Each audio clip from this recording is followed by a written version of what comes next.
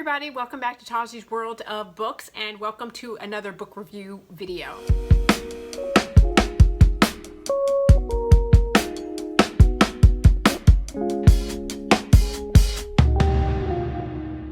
Hey everybody, so welcome back, and I just wanted to come on really quick and share my thoughts on Diana Gabaldon's The Drums of Autumn.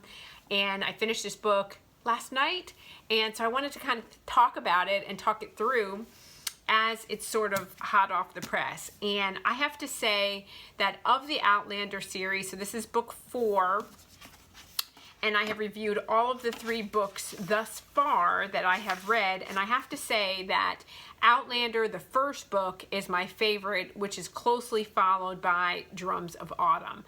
I really loved this book. Particularly, I loved the second half of this book.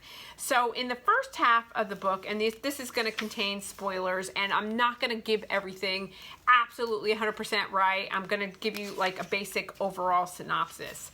So Claire has gone back through the stones. She, she found Jamie. They then go on several adventures. They go back to Lollybrook. Like, they make their way back together through the Andes, through several situations, and now they're in the New World, in the colonies, and they have had experiences with Jocasta, Aunt Jocasta, that's in North Carolina, I believe, and now they're establishing Fraser Ridge.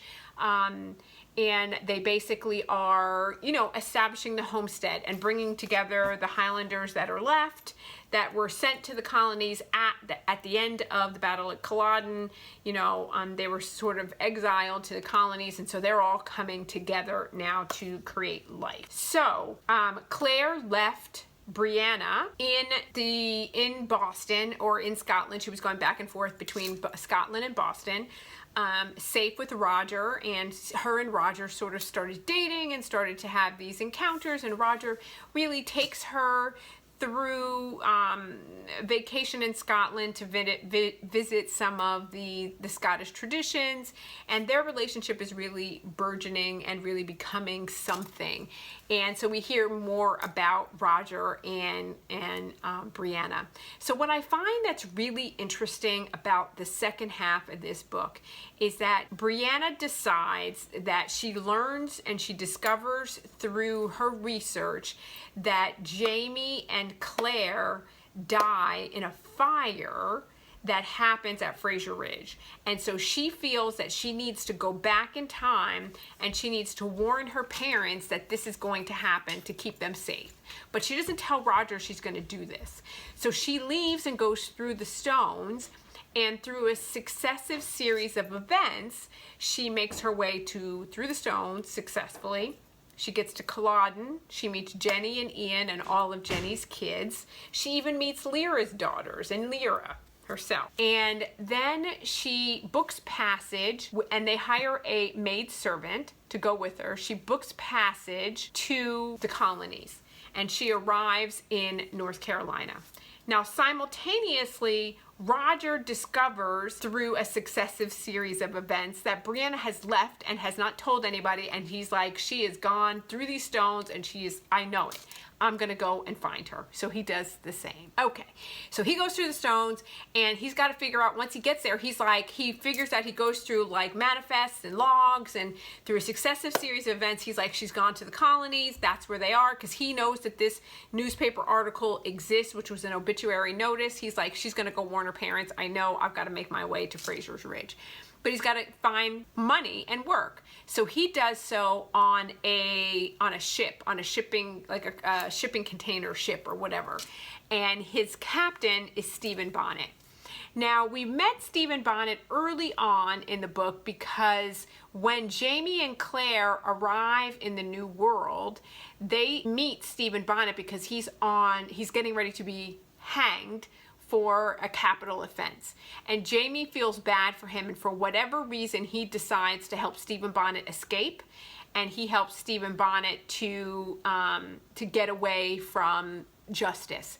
And the way that Stephen Bonnet repays them is he robs them of stones and jewelry and things that they needed in order to establish themselves at Fraser Ridge.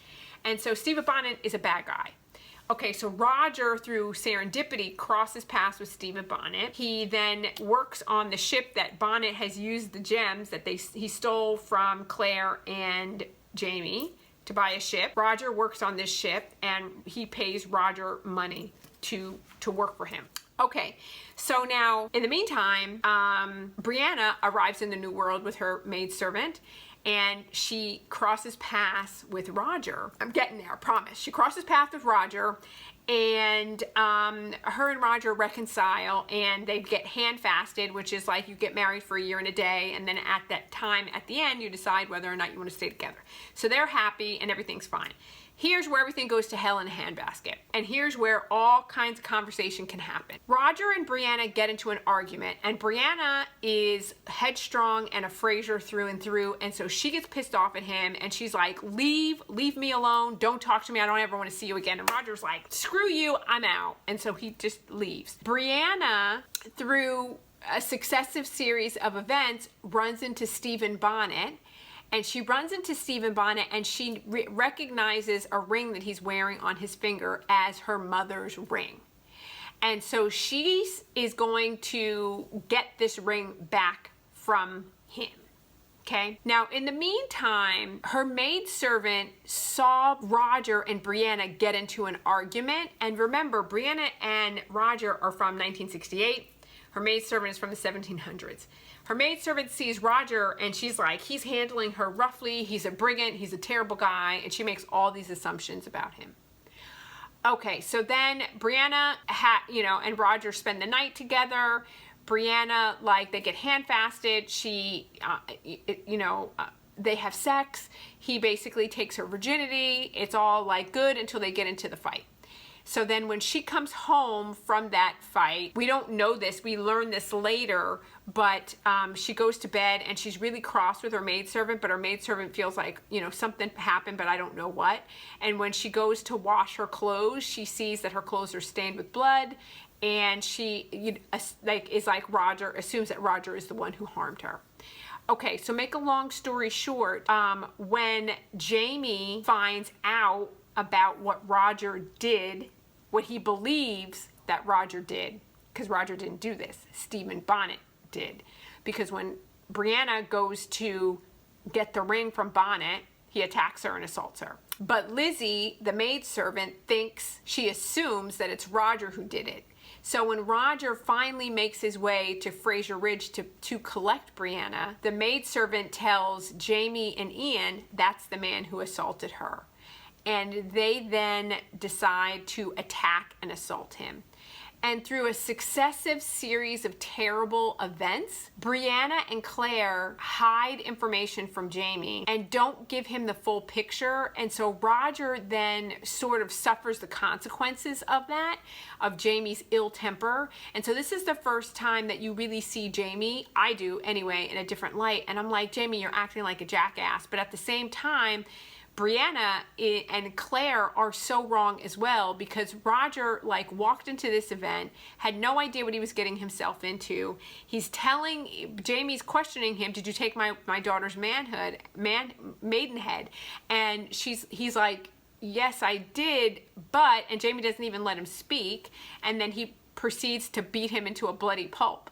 And so, we can talk a lot about who's at fault, but there's a lot of circumstances that I feel like they blame Roger for, and they hold Roger accountable, when I feel like Claire does some stuff that makes me go Claire, you are an asshole sometimes, and you put yourself in circumstances, and you do a lot that you feel like you're justified in doing, and if somebody would have done that to you, you would have been pissed off about.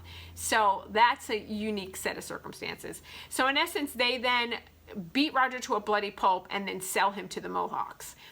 And so as a result of him getting sold to the Mohawks, when the truth finally comes out, Brianna is upset and angry and doesn't want to talk to Jamie, and Jamie is screaming and yelling at her, and Claire is like, you need to undo what you've done. And everybody is just doing all this stuff that I'm just like, this is I could assign blame all over the place. And so then by the time that they find Roger, Brianna is pregnant, and Brianna is 9 months pregnant. Now here's the deal. they automatically tell Roger, this baby is not yours and you're going to need to figure out what you're going to do, and are you going to accept this baby, and you need to decide right now. He's been in captivity for almost a year. You put him there. You beat him to a pulp, and you're like, either you're going to accept my daughter and you're going to accept this baby as yours, or you're going to just leave her. What the hell? Like, give him a minute to digest this information. You're shoving a lot down his throat. You put this man through hell, and now you expect him to step up and like do whatever and not have any thoughts about it. I'm like, do you want an automaton, or do you want an actual human being and a person and a man? Like, because it doesn't sound like you want a man. It sounds like you just want a puppet. So... but the thing is that, and maybe this is my 20th century brain that's thinking here, but I look at it like, all right, so Brianna and Roger were together one night. They were together one night, and they had sex 3 times in that one night. And 2 days later, as I read it, and I read it, and if anybody has read it differently or really recalls this scenario differently, please let me know, because Jen and I were talking about this and we were kind of like, which is it? I don't know. Like, we have to go back and like check it out. So like, if you know, tell me. And so 2 days later, Brianna goes to the ship where Bonnet told her to meet him. And how I read it is that he assaulted her on that ship that one day, that one time. And as a result, she believes, and I think she believes that the baby is Roger's because Bonnet ejaculated in her, whereas Roger practiced the rhythm method, the pull-out method, basically, and did not complete in her. So she looks at it like there's no way that this baby can be Roger's. It has to be Stephen Bonnet's. And so they drive this point home in every minute. Every time they talk about this baby, they're like, this baby's not yours. This baby's not yours. This baby's not yours. The baby's not yours. And I would be like, if I was Roger, I'd be like, damn, like, just back off. Like, it's equal. I have equal opportunity for this baby to be mine. And the reason I'm driving this point home is because she immediately says to Roger, the baby's not yours, and you need to like figure out whether you're gonna be with me, and you gotta decide whether you want this or not. But then she goes to Stephen Bonnet, who raped her and who is a bastard and who is a disgusting human being, and she goes to him and she's like, I just wanted you to know that this baby is yours, and this is the only thing that's gonna be left on this earth of you. And I viewed that as like, what the hell? You'll go and tell this rapist that the baby is his, which it may be and it may not be, but maybe that'll give you comfort. What the fuck? Why am I trying to comfort you when you were the one who violated me in a disgusting way, but the guy who traipsed through the stones through centuries and generations and chased your ass down for all it's worth to come and find you, and he's the one who loves you, and then your father beat him to a bloody pulp because of lies you told, and your mother withheld information from him, beat him to an inch of his life, sold him into slavery, and left him to die. That dude, you're like, this baby's not yours, and you're gonna need to figure it out. So either you're here with me or you're not. So decide. If I were Roger, I would be like, I'm out. Like, I don't have to put up with this. But Roger truly loves her. He truly loves her. He's willing to go through it. I don't know why, because I would be like, and Brianna is tough. Like, she is like a strong chick, for sure. But Brianna, you go into Stephen Bonnet, you created a whole mess of nonsense by going to Stephen Bonnet and telling Bonnet that this baby is his. Because if I were Bonnet, I would be like, that's my kid. Like, I want to have a say and like whatever. So there's something to be coming out of that for sure. We have to see. So like, I felt like certain kind of way. And then the other part of it is that like, she then approaches Lord John and Lord John, and then she like judges her dad ruthlessly over the stuff that he did, which Jamie should not have done that. But you got to take your piece too, because you held a lot of information, and you have to understand you're judging people who are in the 17th century, in the 1700s, by 1968 values. That'd be like me going back in time from the 21st century, from 2022, whatever, almost here, and me going back into the 1700s and then being like, well, how dare you think about things in this way, and how could you not, and like, we have women's liberation and we do this and we have, and I had all these judgmental, like, you can't, no. So like, I'm just not like, I'm not cool like with that piece of it, like that like sort of ranty like got me going. Anyway, so then Lord John, who is like we've known from like since before the battle at Culloden, since before Wentworth Prison, like from I think Fort whatever the first fort was that Jamie was held in. We know Lord John from there. He established and developed a great relationship with Jamie. He's raising Willie as his own son. He has a plantation or a farm or whatever in Virginia, so he comes up to North Carolina to Jocasta's settlement, and he's there, and he basically spends time with Brianna, and like to get people off, because Jocasta is basically trying to marry Brianna off because she's in a family way, and so in that time you needed to have a husband because that's just how it was done. I'm not going to judge, like, is it crappy? Yes, but I'm not going to judge them based on my 21st century values. It was a whole different time, so like fine. So they're trying to marry her off, and Lord John is like, you know what, like to make life easier, like let's just get engaged. It'll keep people out of your hair until you come back, because I can't marry you because your father is gonna be. And so he proceeds to tell Jamie's daughter like all of Jamie's history and their history together. Like, I'm a mother of a son, and I clearly have dated other people before my husband. If somebody from my past came and told my son about stuff that I did 10 years ago, 15 years ago, 20 years ago, I would be pissed, because I'm not okay with my child knowing that kind of information about what I do in my personal life. Like, there's some kind of a boundary that has to be laid and set between what your kids know about you and what you disclose to them. So for me, like, I get that there's like a lot of openness and conversation, and Jamie is really honest about everything that he went through, but everybody is just like, this is what Jamie went through, and Jamie went through this with Captain Jack Wolverton Randall, and this is what happened, and Brianna knows it, and Claire is sharing it with Brianna, and Brianna is talking about it with Lord John, and Lord John is talking about it with, I don't know who, Willie probably, and then, you know, they're telling, you know, Roger about it. Like, I would just be like, that is the worst period of my life. I don't want anybody talking about it, knowing about it, and whatever.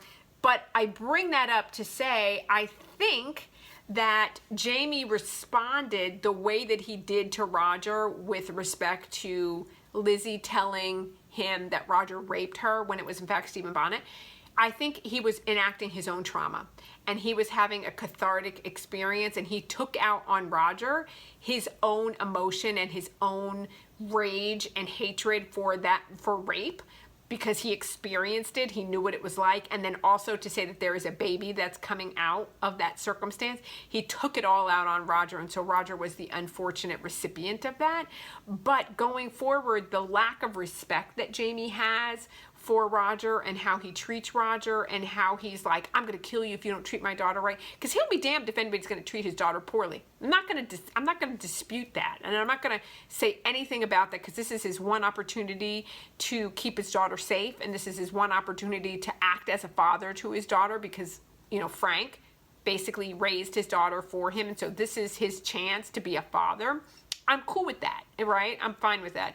But I just think he doesn't give Roger an adequate and ample opportunity to display the goodness that Roger, because everything that Roger does for Brianna, from him not being willing to sleep with her without committing to her, like, she's the one who pushes and says, let's sleep together and let's have an intimacy, and he's like, I'm not doing that. I either am going to have all of you or I'll have none of you, because he's like, even though I am a modern man, I still am, you know, I have old Scottish Highland traditions in that I want to be committed to you, and I'm a preacher's son, like, I want that. And so he is everything that Jamie really would want to have for a son-in-law, but Jamie hasn't given him the adequate opportunity to know that and to experience that. And so it's like, it's so, again, this is a tapestry of history, pain, love, regret, heartache, so much. It's just, everything is wrapped up in this. I absolutely loved this story. I was like I said, the last 2/3 of this book, like, I really loved Roger and Brianna's story. I loved how they got off in the beginning. I loved the angst that was created with Stephen Bonnet. And Stephen Bonnet is also a bastard and a complicated character, but very complicated because we all have good and bad within us, right? Like Jamie displayed the negative quality of himself by flying off into a rage and beating Roger within an inch of his life without ever listening or hearing anything, right? He thought he was doing the right thing. I'm not going to dispute it. Thought he was doing the right thing. I get it, but directed at the wrong person.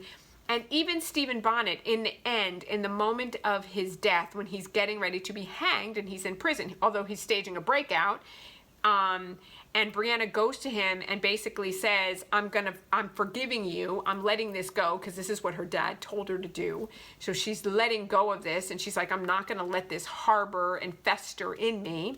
So if it makes you feel better that there's a piece of you left on this earth, then know that, you know. And so when he does break out, he basically is escaping, and he's like, come with me. I want you to come with me. So we might see later, or, you know, or whatever, as that's revealed, that he really is a bastard and he really is dark. But in that snapshot in time, he displays a bit of humanity. More so than I think he's capable of. More so than I expected him to. Let me explain. She says that Lord John is passed out and he's dead, and she takes a pulse and she sees that Lord John is not dead. And when Stephen Bonnet sees she's still there, he says, let's go. And he goes, she says, I'm not leaving without Lord John. Pick him up and get him. He's like, no. She's like, pick him up and get him. And he's like, fuck. He's like, all right. And so if he really were a truly evil bastard, which he still probably is, but in that moment in time, he's like, fine. He stops, he picks Lord John up, and he takes him out. He didn't have to do that. He could be like, F off, I'm not doing it. Like, you're on your own. And then when he's standing there and he's talking to her outside right before he runs off and leaves because he escapes, he says, come with me. And she's like, I'm not going with you, dude. You're freaking out of your mind. No, it's not happening. And he goes into his mouth and he takes out one of the black diamonds that he stole from Jamie and Claire. Now, he doesn't know, she doesn't know he stole that, like whatever, but he takes that black diamond and he gives it to her, and he goes, this is for his upkeep and his care. So in that moment, and I know that this is a controversial thing what I'm saying, but in that moment, that is a gesture of kindness. It is a gesture. Now, he's a rapist, he's a bastard, he's a brigand, he's a thief, he's a pirate, he's all those things. We're not going to dispute any of that. But maybe in that moment, he had a moment of remorse. He had a moment of like, maybe I need to give my child a chance. Who knows what went through his mind? But in that moment, he did what he felt was the right thing to do for his child.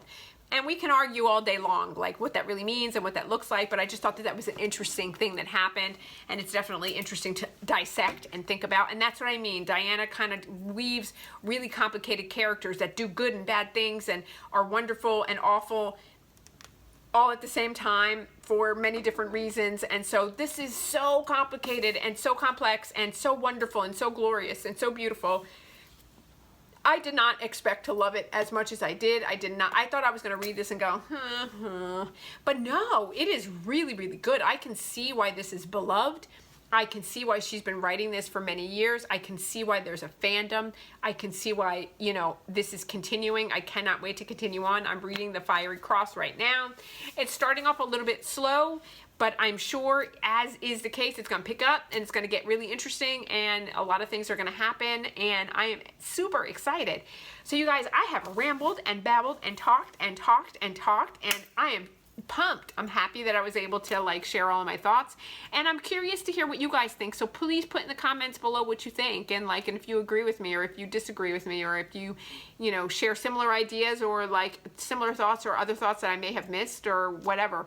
So, having said that, you guys, that is all that I have for today. So thank you so much for joining me. Please hit the like bell because it helps me with the YouTube algorithm. Hit the notification bell because you know I upload new videos every Monday, Wednesday, and Friday. So I look forward to seeing you in my next video.